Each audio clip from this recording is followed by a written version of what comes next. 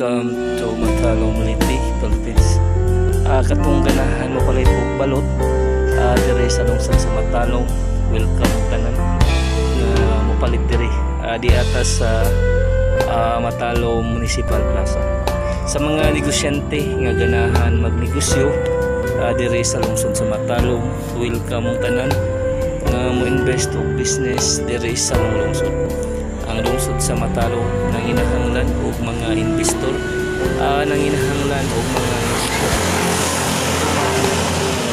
sanong daghang put up og negosyo diri sa lungsod sa Matalong. Ako na ngayo po og nagahangyo atong itry kung unsa kanindot magnegosyo diri sa lungsod sa Matalong. Tinuod guys, ang lungsod sa Matalong nanginahanglan og mga negosyante, nanginahanglan mga investor. Ako manghinaot matulong nga magtinabangay jud kanunay alang sa kayuhan sa tanan ug kalambuan diri sa lungsod.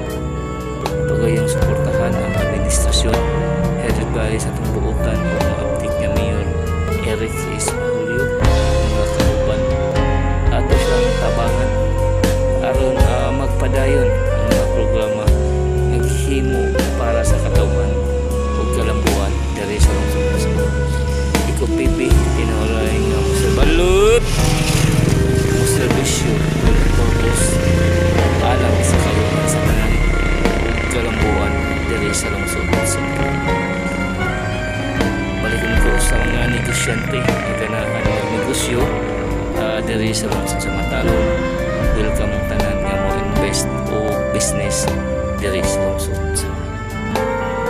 Today is Wednesday, April 7, 2015. Mga binati o minahal kong Matalong nun.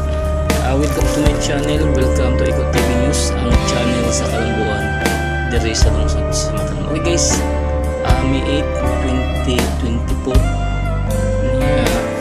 kapay balot na di ay ang ato ang game sa pista diri sa lungsod sa Matalong. Nagpadayon pag sports anang nadnali mga duwa ba. Welcome mo tanan diri nga mobisita sa Matalong Municipal Plaza ug likod sa munisipyo. Na games, na basket, there's atubangan, adunay volleyball. Okay. Today is Wednesday niya. Sa mga negosyante nga ganahan magnegosyo diri sa lungsod sa Matalong, welcome mong tanan nga mo invest o business diri sa mong lungsod. Ang lungsod sa Matalong nanginahanglan og mga investor, nanginahanglan og mga negosyante. Ako manghinaot nga daghang put up og negosyo diri sa lungsod sa Matalong karong 2024. Ato gayong suportahan ang administrasyon headed by sa atong buutan o maaptik nga Mayor Eric S. Julio. Ato silang tabangan aron mas magpadayon ang mga programa nga gihimo diri sa lungsod sa Matalong. Magkahiyo sa juta nga magtinabangay alang sa kayuhan sa tanan ug kalambuan diri sa lungsod sa Matalong. Iko pipi tinoray nga mo serbisyo with a purpose alang sa kayuhan sa tanan ug kalambuan diri sa lungsod sa Matalong. Okay, kung sa di ay ka-importante ang negosyo guys. Nga ni mga guys, kung daghang mga negosyante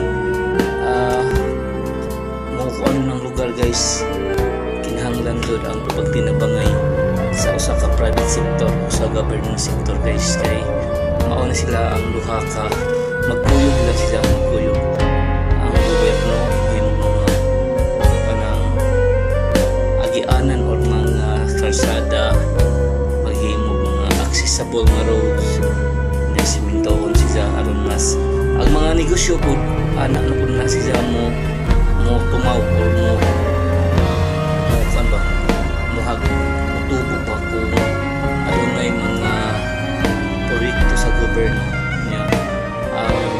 Government ang private sector, mga negosyante, mga investor maunay mo himog mga negosyo. Ako manghinaot nga daghang mosanong daghang muput up og negosyo diri sa lungsod sa Matalong karong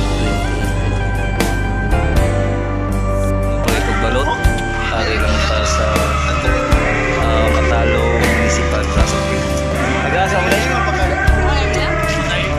Taga-barangay Kaagnan? O barangay Tabang? Tabang ba yun? Mga bigating sa barangay Tabang.